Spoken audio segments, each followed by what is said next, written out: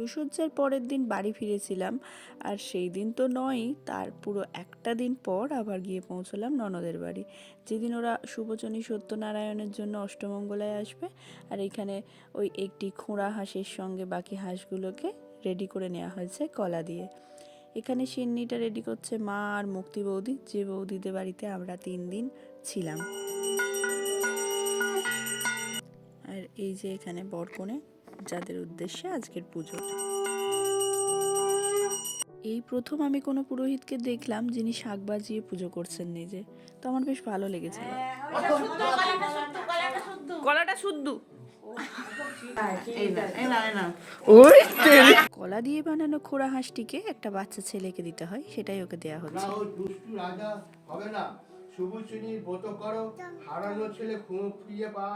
ব্রত কথা ও পুজো পাঠ শেষে এইগুলোকে সমস্ত স্ত্রীদের মধ্যে বিলিয়ে দিতে হয়, যেটা কাজটা মেনলি করে নববধূ। আরও কিছু আচার থাকে, যেমন পা ধুইয়ে আলতা পরিয়ে দেওয়া, সিঁদুর পরিয়ে দেওয়া, মানে চুল আঁচড়ে, তো সেগুলো আর কি পুরোটাই রিচুয়ালসের মধ্যে পড়ে। এই যে সুন্দর করে একটু সিঁদুর পরানো আর চিরুনি দিয়ে চুলটাকে আঁচড়ে দেওয়া, আয়না দিয়ে মুখ দেখানো, স্ত্রী আচার যাকে বলে আর কি। তো সেটা করতে বেশ ভালোই লাগে। দেখতেই পাচ্ছ আমরা সবাই আছি, দিদিভাই আয়নায় মুখ দেখাচ্ছে আর দিদিভাই একটু আলতাগুলোকে ছুঁয়ে দিচ্ছিল। এরপর এইগুলোকে আমাদের আঁচলে দিয়ে দেওয়া, এটাই নিয়ম। সত্যনারায়ণ হবে আর সিন্নি খাবো না, এটা হয় না, তাই সিন্নি নিয়ে চললাম ছেলের কাছে।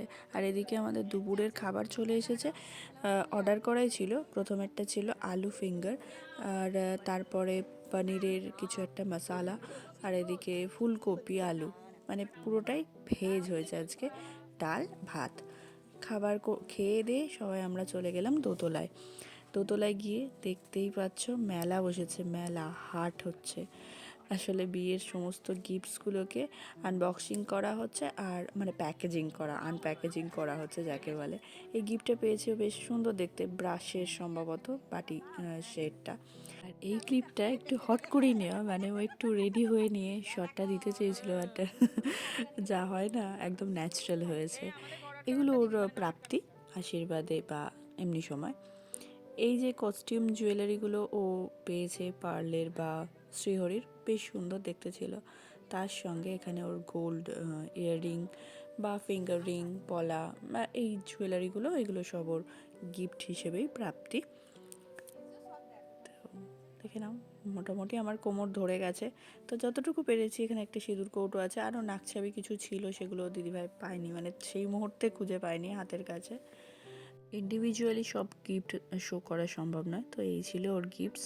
আর নিচে গিয়ে দেখলাম আমার ছেলে উঠে পড়েছে, এটা অভিদে বাড়ি থেকে ওর জন্য তত্ত্ব ছিল। তো তার মধ্যে ড্রাম ছিল, বাস ছিল, সেটা নিয়ে ও একটু বাজাবে বলে একটু বায়না ধরেছে। বাসি বিয়ে বাড়ি আর টাটকা স্টার্টার থাকবে না, এটা কখনো হয়?